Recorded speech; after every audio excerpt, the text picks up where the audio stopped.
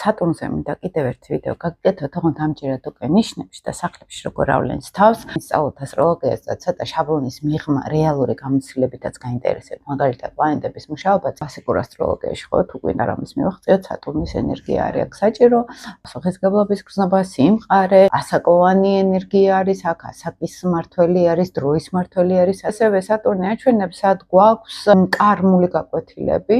სად უნდა გამოვავლინოთ ჩვენ მეტი პასუხისმგებლობა, ამტანობა, მაგალითად მოთმინების დიდი უნარი და რამდენად დროს მივყვებით, ხო, რამდენად შეიძლება მაგალითად დროსა და სივრცეში ორიენტირები ვიყოთ, რომ შემდეგ წარმატება აქედან მოდის, ხო.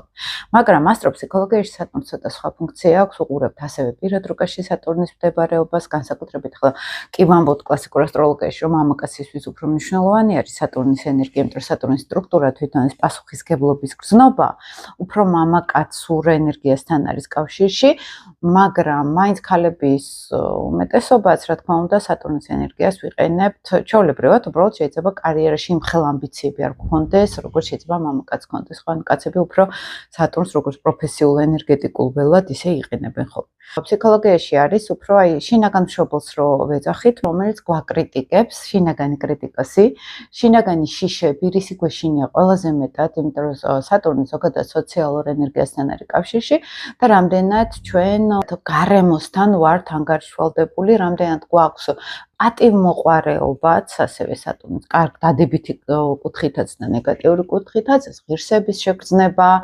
საკუთარი თავის პატივისცემა, სიმყარე შინაგანად რაზე ვდგავართ, ხო, რა არის ფუნდამენტი ჩვენი. ძლიერი სატურნის მქონე ადამიანებს უფრო კარგი წვდომა აქვთ ენერგეტიკულ ფსიქოლოგიური კუთხით სოციუმთან, საზოგადოებასთან და შინაგანი ამბიციურობაც გარკვეულწილად, რომელიც გზას გააკვალინებს, ხო? აი, უფრო მარტივად შეიძლება გამოსდიოდეთ ძლიერი სატურნის მქონე ადამიანებს ის საკუთარი ამბიციები დაიკმაყოფილონ. კიდევ უფრო ღრმად რო ჩავშალოთ სატურნი, ეს არის მთავარი შიშები, არ შევრცხვეთ პირდაპირ სირცხვილის გრძნობა ჩვენთან სატურნთან მოდის, ასევე ფიზიკურ დონეზე სიკვდილის შიში შემოდის, როგორც ფორმის რღვევა, მატერიის რღვევა. შეიძლება შინაგანად გქონდეს განცდა, რომ აი უფრო ასაკოვანი არის შიგნით, ანუ ფსიქოლოგიური ასაკი მისი სადღაც უფრო მეტი არის, ხო?